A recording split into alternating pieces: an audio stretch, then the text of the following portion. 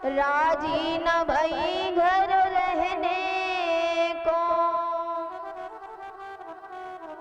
पतियों ने बहुत रोका कि आप नहीं जाइएगा, लेकिन ये नहीं मानती है। और श्रृंगार भी कैसा कर रही है, जो कान में पहनी जाती है वो नाक में पहन रही है, नाक की चीज कान में पहन रही है। क्यों? क्योंकि बंसी की आवाज को सुन लिया है, मंत्र मुक्त हो जाती है। क्योंकि ठाकुर के जो भक्त होते हैं उन्हें श्रृंगार से कोई, हमने कल भी सुना था जब पूतना की कथा आई तो उसमें हमने क्या समझा कि हमें अपना मन तैयार करना है या तन। तो मैया जी बताएंगे क्या तैयार करोगे आप, मन करोगे या तन को? मैया कह रही है हम तो दोनों ही कर लेंगे, समय अनुसार। तो देखो, तन को ना करते हुए हमें मन को शुद्धिकरण करना चाहिए, ताकि हमारे ठाकुर तन पर नहीं रीझते, हमारे ठाकुर तो मन पर रीझते हैं। और यह जितना मन सजा लोगे उतनी ही भक्ति हमारी बढ़ती जाएगी। तो हमें तन को ना सजाते हुए हमें मन को सजाना है। और यह गोपियां जो तैयार हो रही हैं वो अपने तन को नहीं, वो अपने मन को सजा रही हैं, ताकि ठाकुर जी हम पर कृपा कर दें और हमारी भक्ति बढ़ती जाए। आज गोपियां चलने लगती हैं। यहाँ जब सभी गोपियां आ जाती हैं,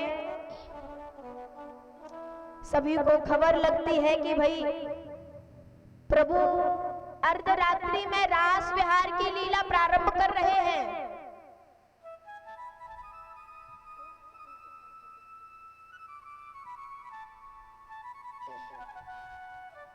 जब कहा यहाँ सभी देवी देवता जो हैं वो कहते हैं कि ठाकुर जी रास विहार की लीला कर रहे हैं, और उसमें कौन जाएगा? स्त्रियां ही जाएंगी, पुरुषों का कोई काम नहीं है। और ब्रह्माणी गई है, लक्ष्मी जी गई है, सभी देवियां गई हैं। और यहाँ नंबर आया पार्वती का। जब मैया पार्वती का नंबर आया तो मैया पार्वती बड़ी तैयार हो रही है। भोले बाबा ने पूछा कि देवी आप कहाँ जा रही हो? मैया ने कहा कि बाबा रास विहार की लीला है और उसमें देवियों का जाना निश्चित है और वहां देवियां ही जाएंगी।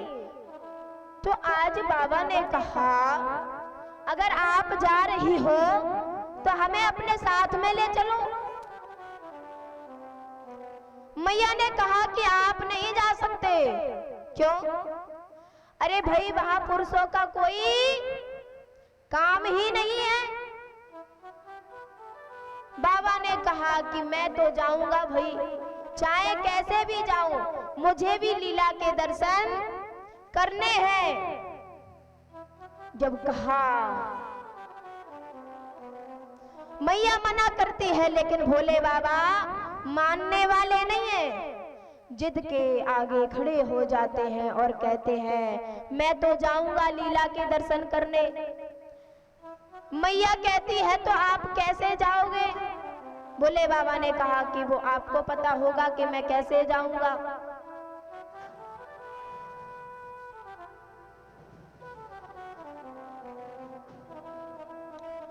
आज भोले बाबा ने कहा कि मुझे भी गोपी बना दो। जब गोपी बनाने के लिए कहा तो मैया पार्वती कहती है कि ठीक है। आज मैया पार्वती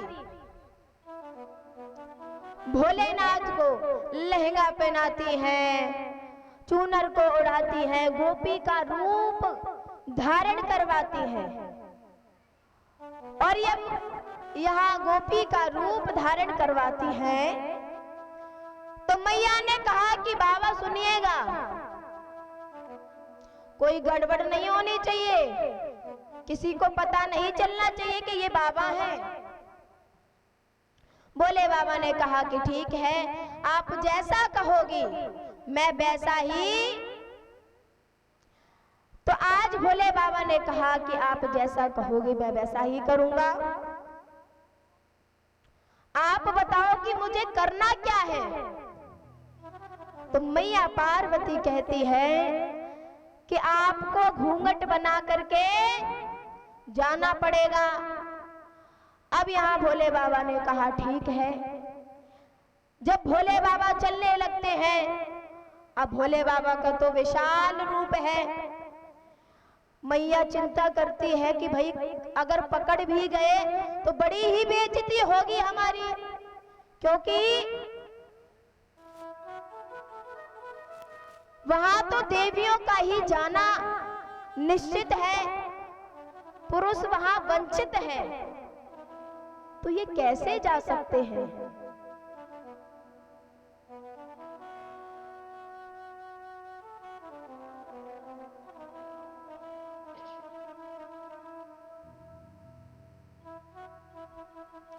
आज जब कहा, यहाँ भोले बाबा आगे आगे चल रहे हैं, मैया देखती हुई जा रही हैं कहीं भोले बाबा गड़बड़ नहीं कर दे। और मैया ने फिर भी कहा कि अगर कोई वहां आपसे आपका परिचय पूछे तो आप चुपचाप रहना, बोलना नहीं है आपको। मैया ने बोलने के लिए मना कर दिया है। भोले बाबा जा रहे हैं। आज रास विहार की लीला के लिए सभी देवियां आ रही हैं, लेकिन बात ऐसी है, जब भोले बाबा गए और वहां जो देवियां जा रही थी तो जो ललिता थी वो सभी की एंट्री कर रही थी कि कौन आया है कौन नहीं आया है, नाम लिख रही थी कि कौन आया है। यहाँ पार्वती जी से पूछा गया कि कौन हो भाई, नाम लिखा गया, पति का नाम लिख गया, एंट्री दे दी कि अंदर प्रवेश आ जाओ।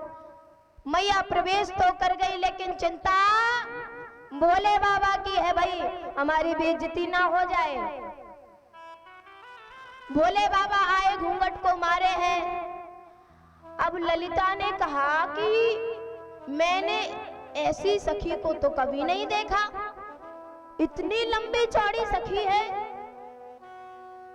और यहाँ तो कोई पुरुष भी नहीं है, तुम आपने क्यों घूंघट बनाया है। अब भोले बाबा से तो माता पार्वती ने क्या कह दिया था, एक शब्द भी नहीं बोलना है आपको, चुपचाप रहना है। अब भोले बाबा तो मौन खड़े हैं। भोले बाबा से आज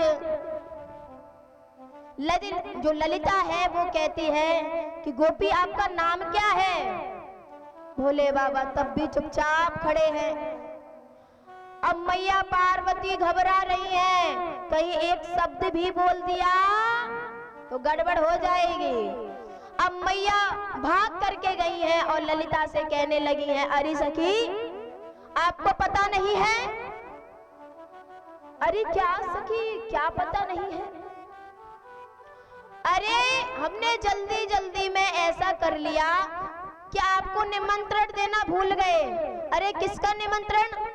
अरे हमारा पुत्र गणेश नहीं है, उसका हमने जल्दी जल्दी में विवाह कर लिया और उसकी ही बहू है ये। आज पार्वती मैया कहती है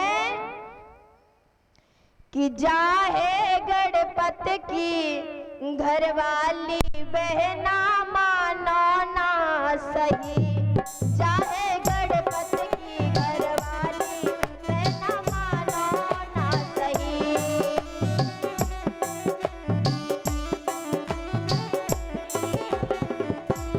चाहे गणपत की घरवाली बहना मानो ना सही, चाहे और तुम्हारी सेवा करते हुए मानो ना सही कहना मानो या सही, मानो ना सही कहना मानो ना सही, चाहे गणपत की घरवाली बहना मानो ना सही, गणपत की घरवाली बहना मानो ना